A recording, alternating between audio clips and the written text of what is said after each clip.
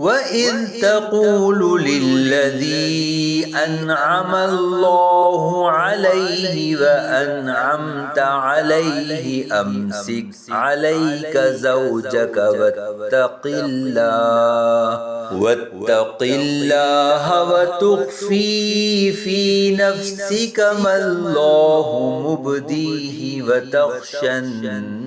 الناس والله أحق أن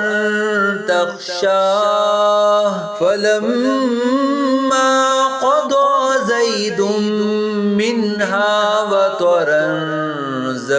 زوجناكها لكي لا يكون على المؤمنين حرج في أزواج أدعيائهم إذا قضوا منهن وطرا وكان أمر الله مفعولا.